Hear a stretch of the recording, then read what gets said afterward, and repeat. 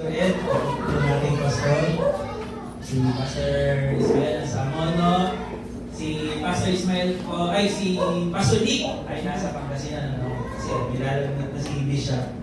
Siya namin mag-i-speak din sa anniversary po ng Pangasinan. Amen? So, tayo pong lahat ay lumapit, ay dumiretso na sa ating preaching ngayong umaga, no? Tayo pong lahat ay manalangin.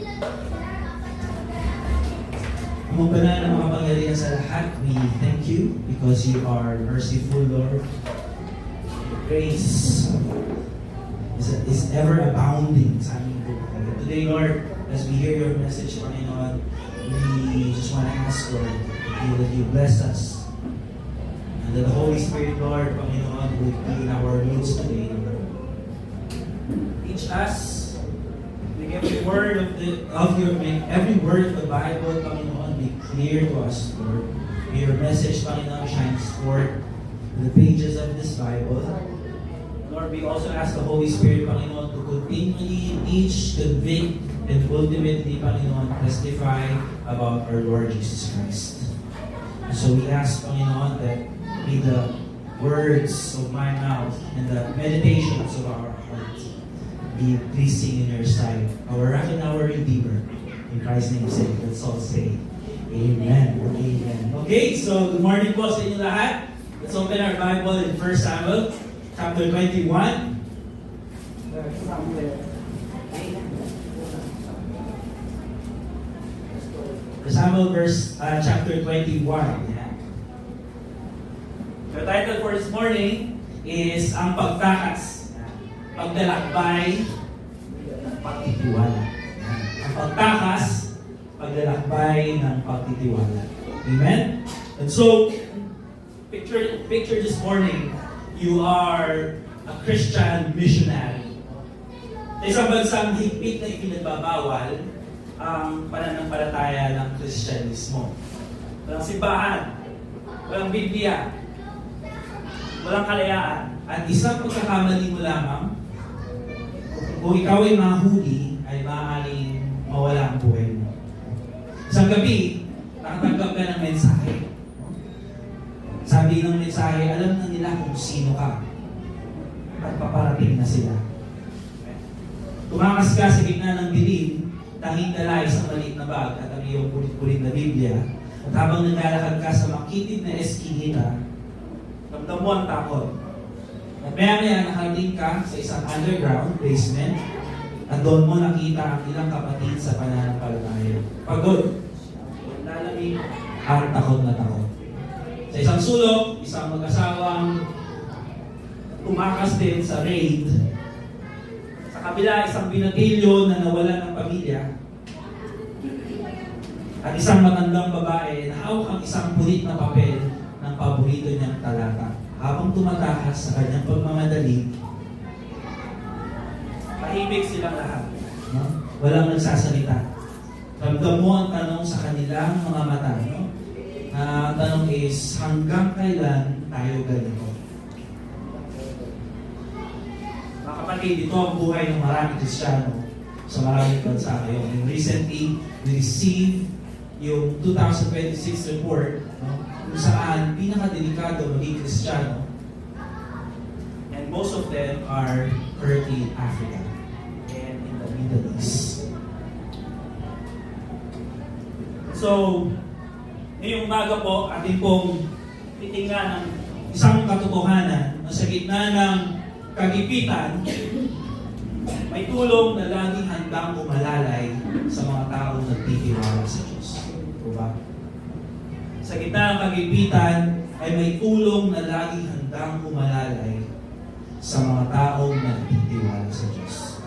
So let's open our Bible in 1 Samuel 21. Sabi dito in verse 1, na magkagayoy pumunta si David sa Nob kay Ahimelech na pari.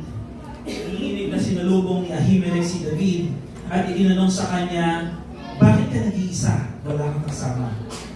At sinabi ni David kay Ahimelech na pari, inatasan ako ng hari ng isang bagay at sinabi sa akin, huwag ipaalam sa sino man ang bagay na aking sinusugo sa iyo. at ang aking ibinilin sa iyo.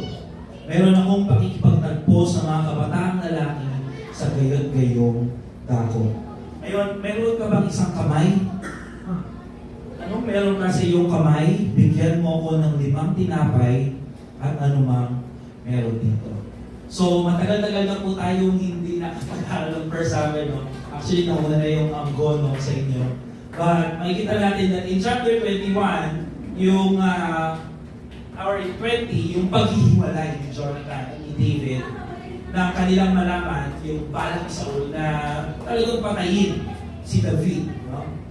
Now, in chapter 21, ngayong bagay, makikita natin kung anong idinitalye ang buhay ng isang tumatakas para sa kanyang kaligtasan. And as we read the passage or the chapter this morning, makikita natin that the structure seems to show movement.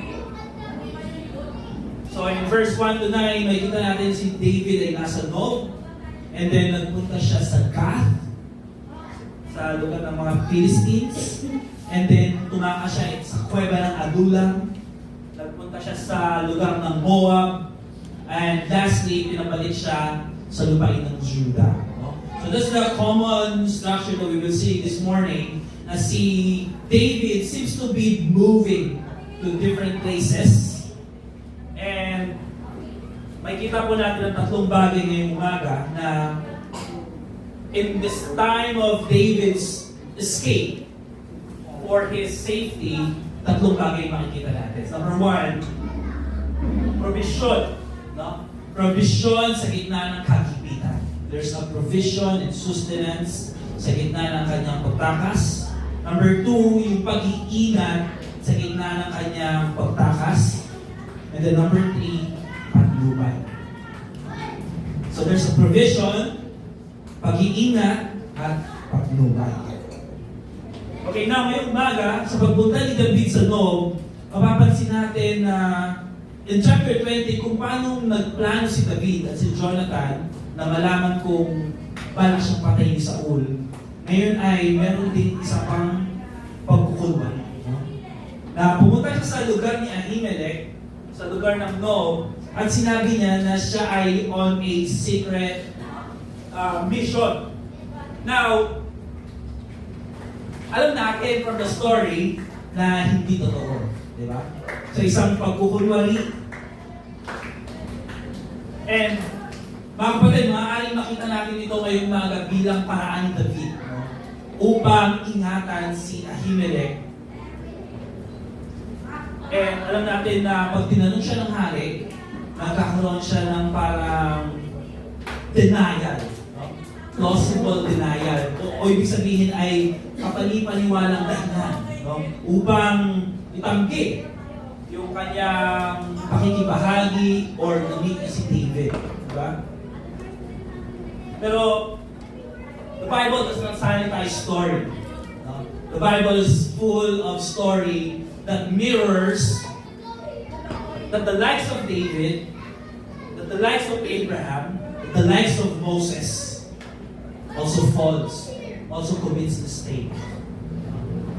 And I want to submit to you this morning na dito sa ginawa ni David, no? Nakita natin yung bagay na, di ba, your action forms your character. Familiar ko ba kayo doon? So your action forms your habits form your character, and your character shapes your destiny. Di ba? And as we will keep reading the story of David, Lord willing, we reach 2 Samuel, nakita natin na yung klase ng deceptive schemes, yung survival strategies or tactics ni David, will find its ultimate place pagdating natin sa kwento ni Bathsheba. And so, daratnan po natin yan in chapter 22 once we get to the story of Ahimelech. Kung naging tama ba yung ginawa ni David for his own safety. So dumating siya sa lugar ng Nob, sabi niya sa pare, kay Ahimelech, humingi siya ng tinapay. At sumagot ang pari kay David, wala akong karaniwang tinapay dito, ngunit mayroong banal na tinapay, holy bread, malibang inilayo ng mga kabataang lalaki ang kanilang sarili sa mga babae. Sumagot si David sa pari, sa katotohanan, ang mga babae ay lagi inilalayo sa amin kapag mayroon kaming lakad, at ang mga sisigla ng mga kabataan ay banal, bagaman isang karaniwang paglalakbay, gaano pa kaya kabanal ngayon ang kanilang mga sisigla.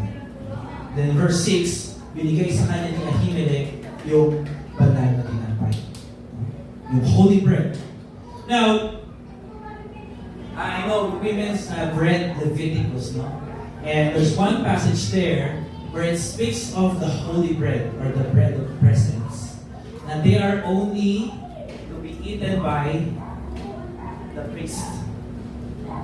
But we see in this story na Ahimelech bent the law of Moses over giving the bread to David. Kaya sinasabi ng ating sa banal na kasulatan na binigyan siya ng pari ng banal na tinapay.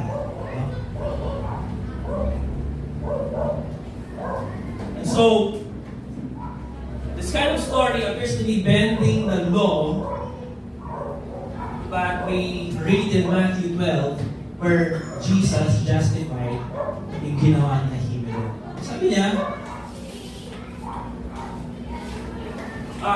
the law, between the law and mercy, diba? Sabi ni Jesus, binalikan niyo yung story na to. Because between law and mercy, ang pinili ni Ahimelech is mercy.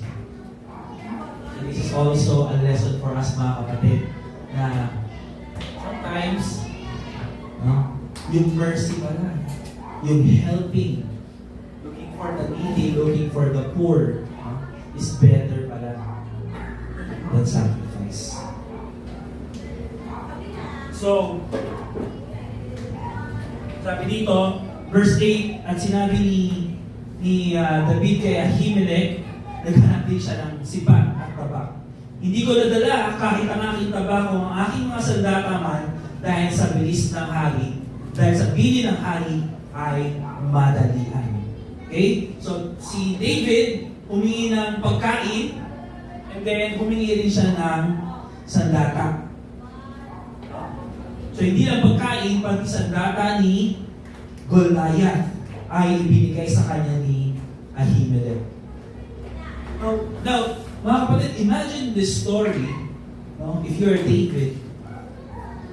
In 1 Samuel 20, David is eating with the king. No? So alam natin na maraming pagkain doon. David is one of the general sa hukbo ni Saul. But sa yugtong ito ng kanyang buhay, David is without food and without a sword, even a sword. Sa kanyang pagtakas. Pero makikita natin, where did David get his help? Saan niya nakuha yung tulong niya? Where does my help comes from? My help comes from the Lord. No? So nagpunta siya sa bahay ng Diyos, at sa bahay ng Diyos, doon niya natagpuan yung kanyang pangangailangan.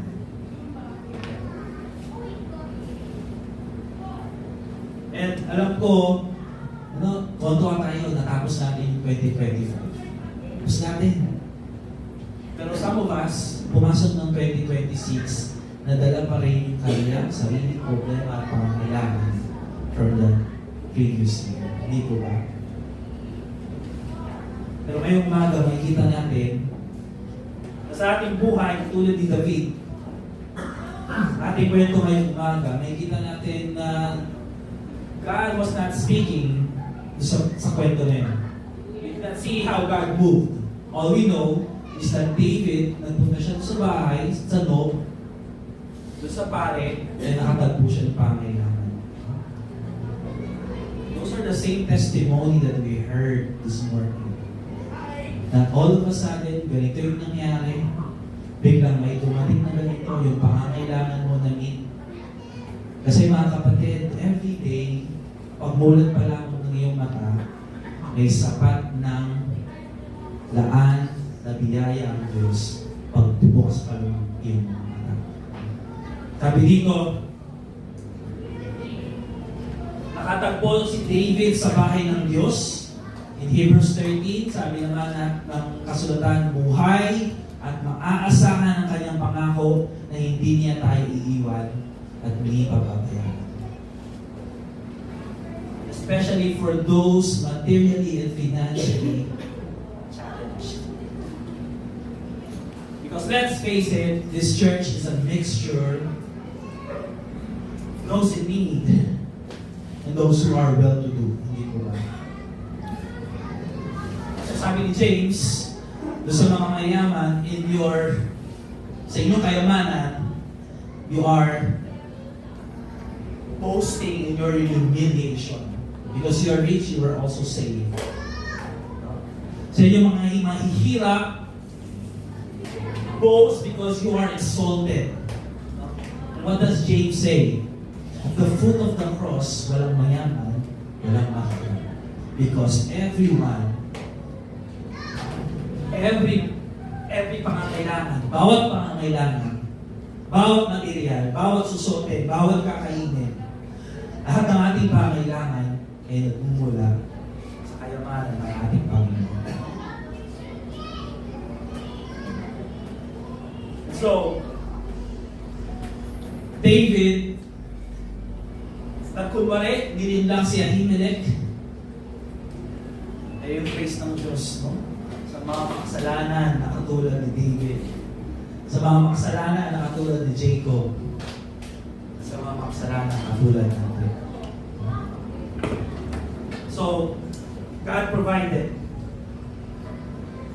Now in verse 10, pagkabigay sa kanya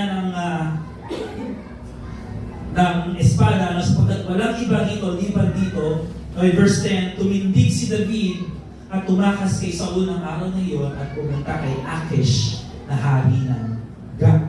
No? So David, with the sword of Goliath, nagpunta siya sa lupain ng Gath. Okay? Now in 1 Samuel 17, we know that Goliath is from Gath. Hindi po ba? So dala niya yung espada na pinampatay niya kay Goliath na nakatira from the same place he is now trying to find safety. As if gusto niyang pumunta ron para ipakita na ako'y pumatay sa inyong champion kay Goliath, no? Sa inyong mandirigma. Pero maaaring iniisip ni David na yung kanyang dignidad, yung kanyang galing, yung kanyang lakas, no, ay makakatulong sa kanya pagpunta niya sa lupain. Notice that David went to Gath. Gath is a Philistine city. And so, pagpunta niya doon, dala-dala yung kanyang sandata. Anong mababasa natin? Verse 11, at sinabi ng mga lingkod ni Achish sa kanya, hindi ba ito si David na hari sa lupain? Hindi ba nag-aawitan sila sa isa't isa tungkol sa kanyang mga sayaw? Na sinasabi, pinatay ni Saul ang kanyang libo-libo at ni David ang kanyang laksa-laksa. At iningatan ni David ang mga salitang ito sa kanyang puso at siya'y naging takot na takot kay Achish na hari ng Gath. So we see mga kapatid na he came to Gath as a proud, dignified, with a good reputation. Na kung pumatay kay Goliath, siguro nagpunta siya kay Achish para ibigay ang kanyang sarili, no? Humanap ng kaligtasan dahil kung nandun siya sa lugar na yon, hindi siya makahabol ni Saul. Ngunit kabaliktaran na nangyari.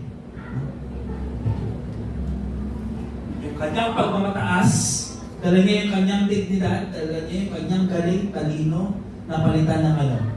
Napalitan ng takot at pagkakamali.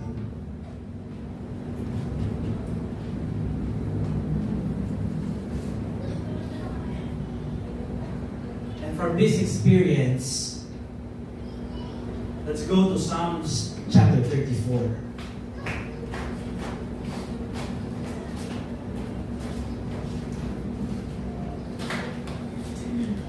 When you go to Psalms chapter 34, yung pinaka-prescript, no?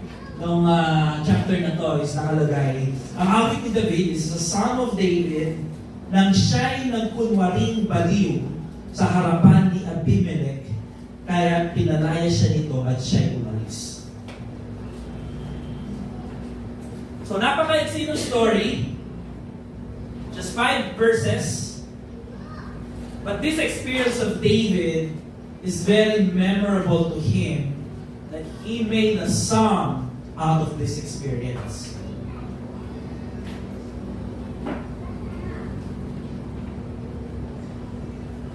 In verse 8, let's jump to verse 8.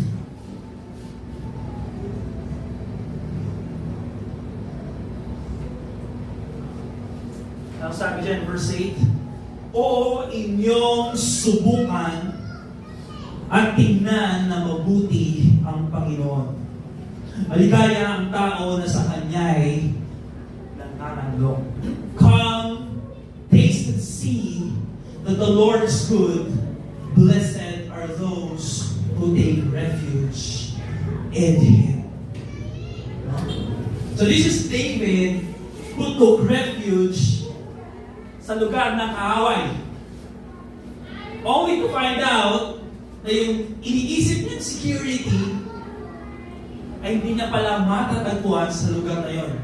Because instead of his reputation being known, no? Because yung sinabi sa kanya na Saul has killed 1,000, David 10,000, ano yun, di ba? In the previous chapter, those are praises, those are women singing for David's accolade, no? Yung kanyang galing, yung kanyang success, yung kanyang achievement. But in this story, hindi ganun na nangyari. Yun ang naging pagkakakilanlan kay David at naging dahilan para siya ay matakot at magbaliw-baliwan. But in this experience, anong sabi sa kanya? So, natakot si David at nang magkagayoy, binago niya ang kanyang kilo sa harap nila at nagkunwaring baliw sa harapan nila. Gumawa siya ng mga guhit sa mga pinto ng tarangkahan at pinatulo ang kanyang laway sa kanyang balbas. Imagine how low David went from being the general to becoming, diba? Magkagayoy sinabi ni Akish sa kanyang mga lingkod, tingnan ninyo, ang lalaki ay baliw. Bakit ninyo siya dinala sa akin? Kulang ba ako ng mga taong baliw na inyong dinala? Ang taong ito upang magdaro ng kabaliwan sa aking harapan? Papasok ba ang taong ito sa aking bahay? Wow. Again, in this experience, we did not see God speak. We did not see God in action. But in Psalms 34, sabi ni David, you come and taste and see that the Lord is good. No? In this experience, David realized that he went to the wrong refuge. No? And so when he looked back, sabi niya, blessed is the man who take refuge in the Lord. Yan. Mga kapatid, so this morning,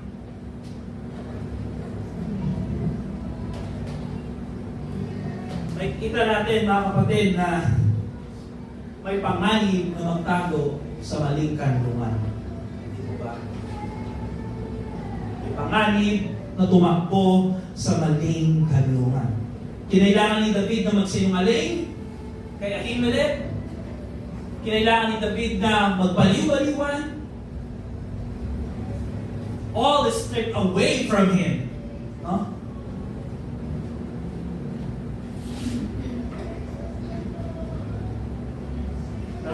kapatid, sa gitna ng pagkakamali ito, again, tila at biyaya ang pag-iingat ng Diyos. No?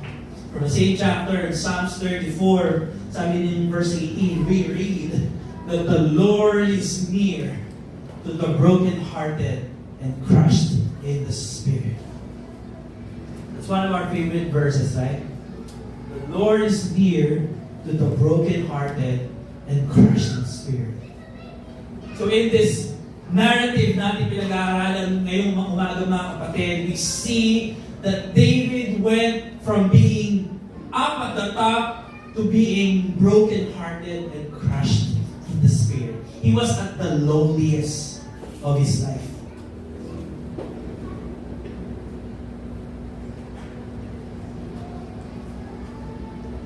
Pero niligtas siya ng Panginoon. Hindi po ba? Yung providence ng Lord is very, very visible. No? Hindi natin mababasa that the Lord speak. Hindi natin mababasa that the Lord intervene. But the providence of the Lord in this story is very, very obvious. Mga kapatid, alam ko na sa ating buhay, lagi natin, meron tayong mga yung tuwa ng buhay natin kung saan ano sinasabi mo, Lord, hindi ko na kaya. Hindi ko na kaya. Lahat tayo, marami tayong story kung saan we are struggling day by day. No? Day by day. Lord, hindi ko na kaya. Pero, hindi ka ba nagtataka? You somehow endure that day. And this morning, naririto ka.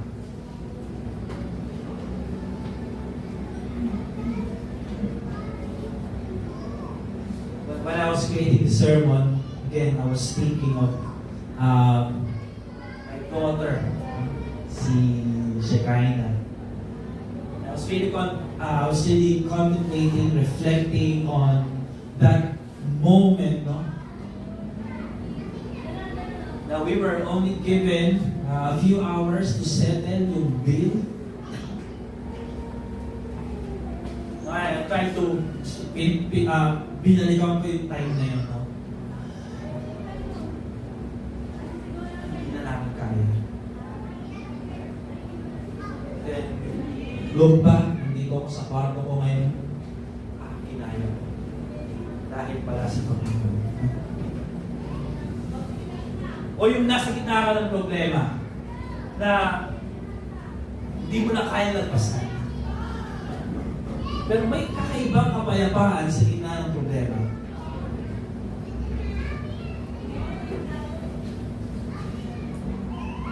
Or wala na kayong kakainin. Pero alam mo na walang pag-aalala. Kasi puto pa yung ugasan ko eh. Madali na yung ulam. Diba?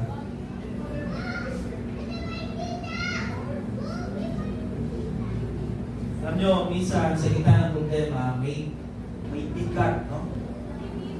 Pero hindi po ba tayo nagtataka na yung bigat na yun ay may kagaanan? Hindi dahil tayo ang bumuhat, kundi Diyos ang bumuhat sa atin. Church, lagi natin iisipin yung ating identity at pagkakakilala sa Diyos. You are a son of God. You are a daughter of a living God.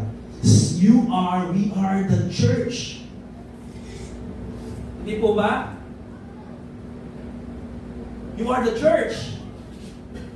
And remember in Acts 9 when Saul met Christ in the road of Damascus? Ano sabi ng Diyos? Ano sabi ni Jesus kay Paul? Paul, Saul, why are you persecuting me? Hindi niya sinabi, why are you persecuting the church? Why are you persecuting Peter? Why are you persecuting John? Ang sabi ni Jesus, Saul, Saul, why are you persecuting me? No? Hindi po ba natin naisip yun? Because your trial, your suffering, your relationship, every bit of your problem is His. Diba? His riches, His glory, His power is yours. Your suffering is Christ's suffering. And so mga kapatid, sa mga ganitong bagay, saan tayo tumatakbo para sa ating seguridad? Kanino tayo tumatakbo sa panahon ng kahigitan? Yeah. Minsan sa Mumbai,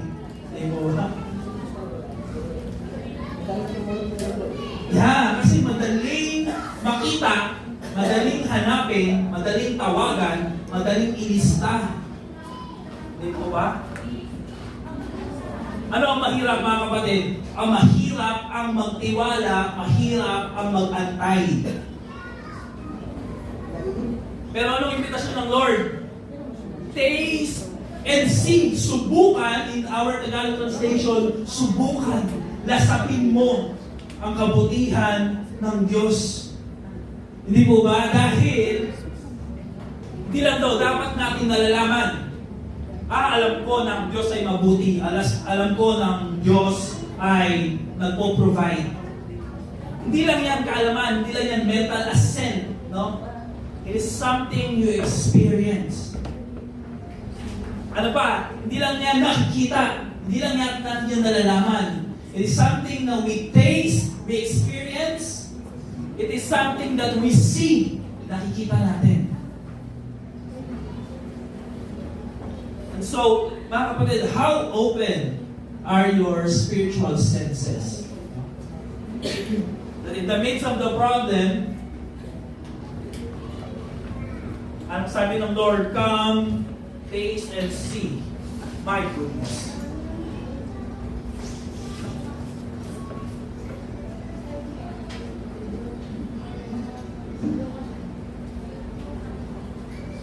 So, David, nagpunta siya sa Nob. Nagpunta siya sa Gath. Then the third point, in chapter 22, sabi dito, umalis si David doon at tumakas sa yungib ng Adulam.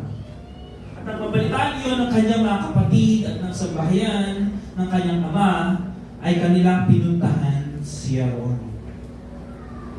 Bawat nagdadalamhati, bawat may utang, bawat hindi nasisiyahan, ay nagtipon-tipon sa kanya at siya'y naging punong kawal nila at nagkaroon siya ng may 400 tauhan. So from Nob, David escaped to Gath. From Gath, he went to the cave of Adullam. And as you read the story, parang napakadali na that David went to this place, this place, this place. But mga kapatid, imagine the topography of Israel. Hindi ang katulad ng Pilipinas na puro city. No? It's an arid, desert-like, dry land. And you are traveling on foot.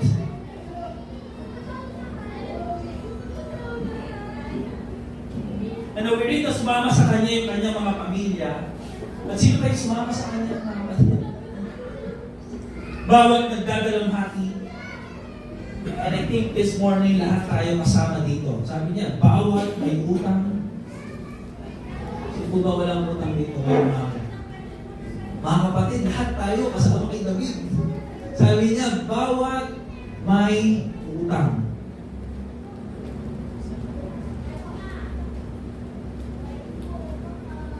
So these are the stragglers and the strangers. These are the outcasts of their society.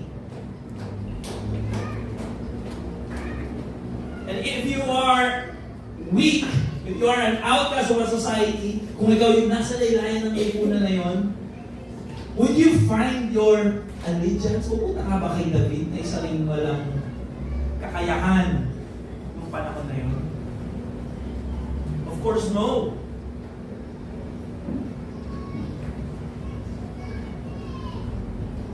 But here's a king who has people under his authority, under his command.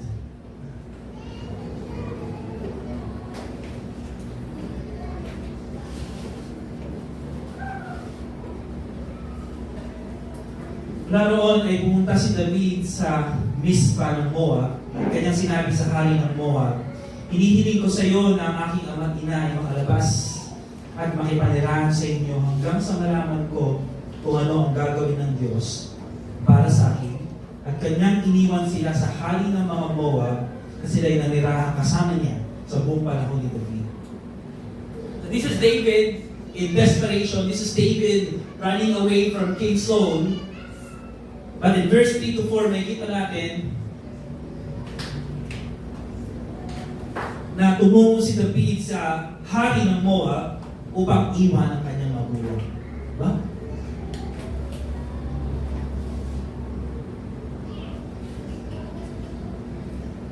Sa gitna ng kahirapan ni David, iniisip niya pa rin ang welfare o kabutihan ng kanyang mga magulang. So, para sa ating mga anak ngayong umaga, there's a lesson na makukuha rin natin dito. Honoring your parents, your mother and father, by looking after their welfare, looking after their health.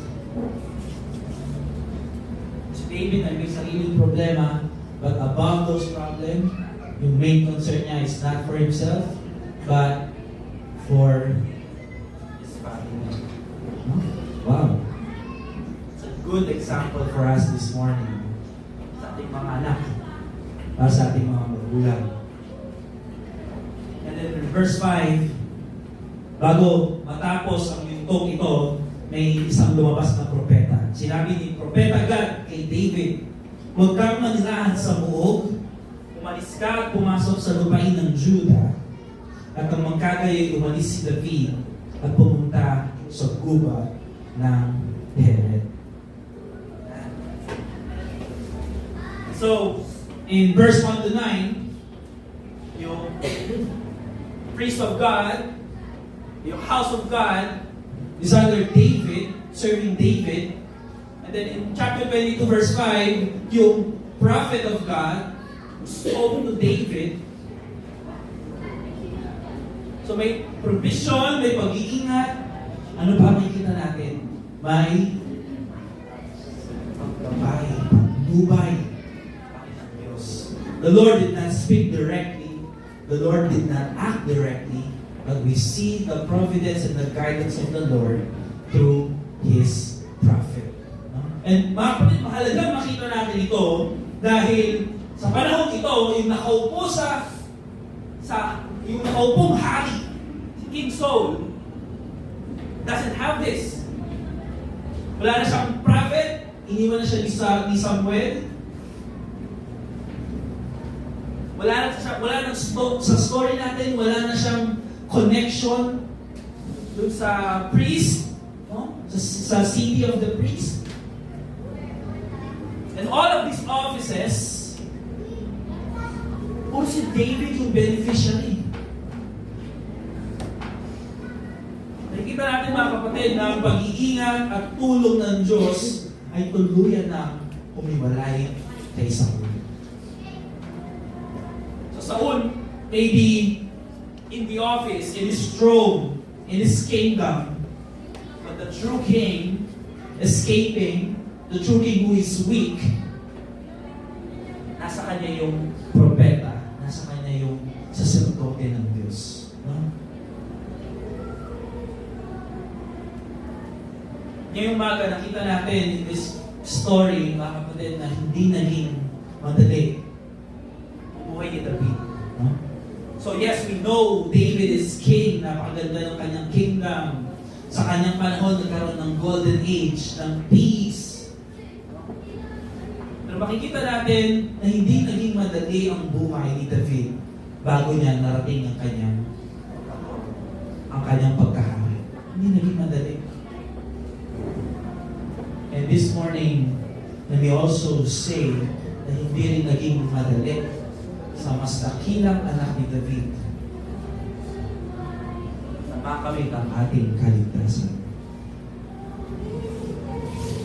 Ating Panginoon ay nagutom, ating Panginoon ay nauhaw, umiyak, kinagupit, dinuraan, kinutya, at ako sa krus ng Kalbaryo. Those are the kind of suffering that our Lord Jesus experienced. At sa kanyang kamatayan, siya'y nabuhay na maguli, umakyat sa langit, at ngayon nakaupo sa kanan ng Ama. Before Christ received His glory again, He went down in the form of a man, became a servant, became obedient, up to the point of being crucified. Ano sabi sa kanyang Panginoon? And God exalted Him and given Him a name above every name. And so if David suffers, if our Lord Jesus Christ suffered, how much more are we? But Christians do not want to suffer. Hindi po ba? We do not want to suffer.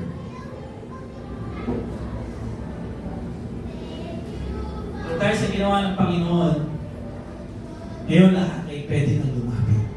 Hindi po ba? Dahil sa ginawa ng Panginoon, dahil sa kanyang kamatayan, ngayon ay pwede nang lumapit ang lahat.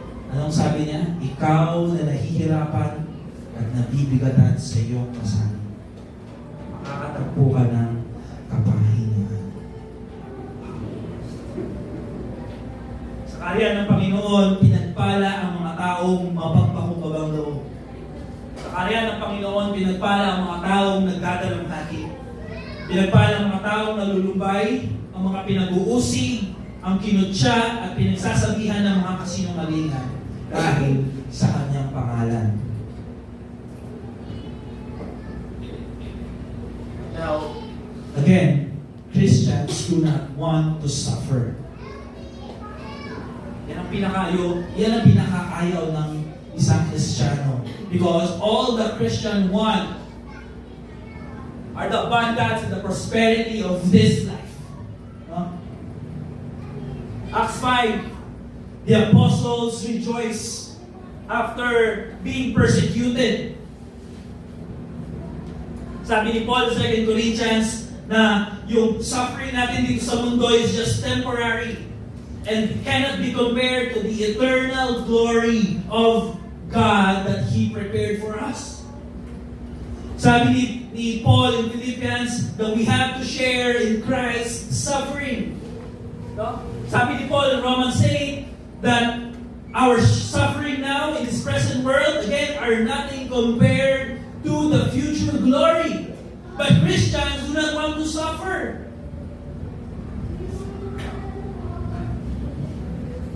And we are very fortunate to be living in a country where Christianity is welcome.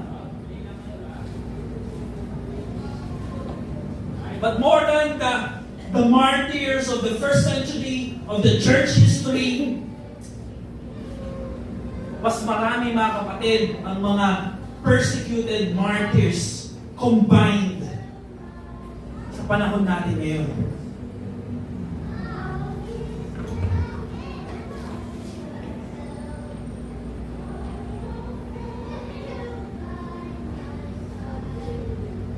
There's maturity, mga kapatid, in suffering.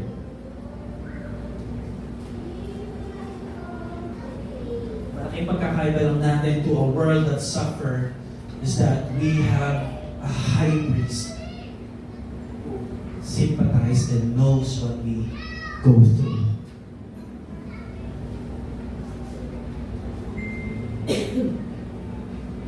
So So, this morning, let me encourage you. Let's go to Hebrews chapter 4.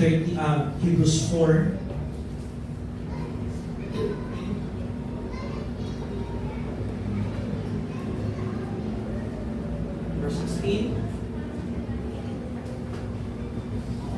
Sabi doon, yung confidence, no, of drawing near to His throne. Yan.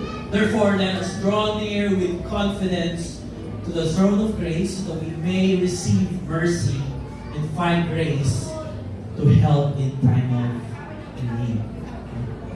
Ang sinasabi ng writer ng Hebrew, God is our refuge, our ever-present help in time of need. Are we asking the Lord when we suffer?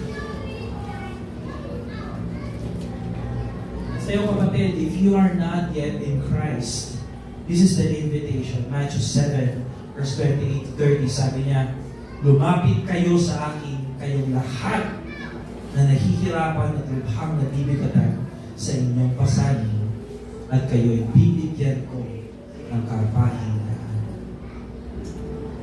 This is David running from the Lord, and this is David singing that you made me lie down in green pastures. Sabi ng Lord, pasalinin niyo ang aking pamato.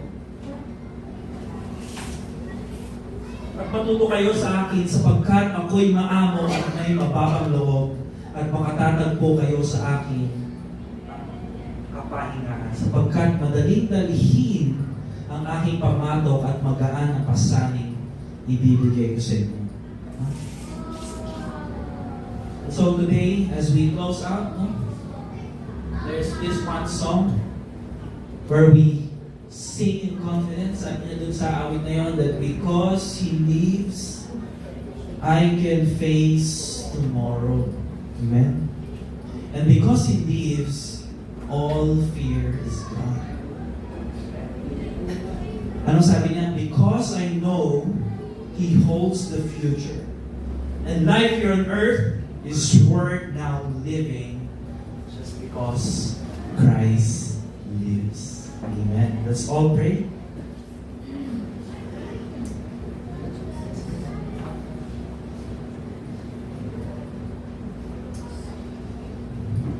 Father, we thank you this morning that we heard message, Panginoon. As Lord, most of us here coming worship and service to you, Lord. We're not coming, Panginoon, without burdens, without problems. We came here, Lord, bringing all our struggles. Lord, this morning, I may not know personally, Panginoon, kung ano yung daradala namin. I may not know personally, Lord, what they experience day by day. They may be looking for a job. They may be waiting for a loved one to come back. They may be weeping day and night for a loved one lost. Lord, I won't know. Hindi ko po alam, Panginoon, kung what they experience right now, kung ano yung pinagdadaanan nila, Panginoon. But I pray to God, I pray to you, O Lord, that as you provided, as you have been with David, Panginoon, be with us. That is your promise. Lord, we are your sons, we are your daughters. And we thank you, Panginoon, because you are our Father. We can cry out to you. We can ask daily bread, Panginoon, when we want. We can ask you, Lord, to protect us. We can ask you, Lord, that when we commit mistake, to forgive us. How rich your mercy is. How depth your riches and wisdom, Lord.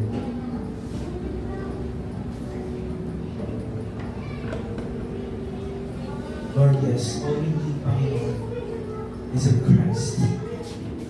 So, Lord, may all the benefit of the finished work of Christ be with us. All the spiritual blessing, Panginoon, may we be abundant.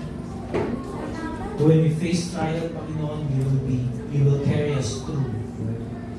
This is how you carried the people of Israel, Panginoon, at the back of you, like a mighty eagle. Like how you crossed with them in the waters. Like how you've been with them, Panginoon, when they were thrown in the fire. When all is said and done, with all the fullness of Christ with us. Lord, this morning, please continue to provide for my brothers and sisters. If they are sick, Lord, continue to provide healing, restorative work. Whatever, Panginoon, kanilang linda, pain the body, physical, you alone know, Panginoon. And you alone know, Panginoon, when heartache, we are crying deep at night, Panginoon. When our spiritual state, Panginoon, are so low, we thank you, Panginoon, because even weak faith is strength in the hands of our Savior. Lord, in times of need, may we always look unto you. You have perfected our faith. You have been the author of our faith, Panginoon. We thank you, Lord, because you have started goodness in us. And you promise, Panginoon, that you will complete it hanggang sa iyong pagpabalik. Panginoon, as you have been with David, as you have been with the people of the Bible, we know, Panginoon, that you are the God that is the same yesterday. You are the God of today, or God of tomorrow. So, be our provider. Sustain us in times of need. We know, Lord, that your grace is sufficient and that you are enough. May we always behold your fullness and beauty and your majesty, Lord, that every time we encounter and face trials, temptations, suffering, Panginoon, our immediate response is to run to you, our mighty counselor, our Prince of Peace, our King of Kings, our Lord of Lords, Panginoon. May we continue to look, follow you, Panginoon, just like the people in David's time are the outcasts. To look to you, to run to you for their strength. And we know, Lord, that when we are weak, because of you, we are strong. When we are poor, because of you, we become rich. Everything you have is ours. Everything that ours is yours. All our trials or all our suffering, lahat ng kabigatan, Panginoon, sa aming puso, we may not be able to show it, Panginoon, all depression, all sadness, all questions in life, Lord. But thankfully, we can be true to ourselves when we come to you. When we go to the throne of grace with confidence, we can be bold and open to declare, Panginoon, all the heartaches, all our broken-heartedness, Panginoon. And when our spirit are crushed, Panginoon, restore us and renew with us the spirit that loves you and that joyfully rejoices in the strength that comes from you. Lord, maraming salamat. This church, Panginoon, needs you. Our ministry, Panginoon, are nothing without you. So, Lord, this church may be enriched, be grounded in your word and in you, Panginoon. May we be rooted in you, Lord, both now and forever. To you alone belongs the glory. In Christ's name's sake, let's all say, Amen.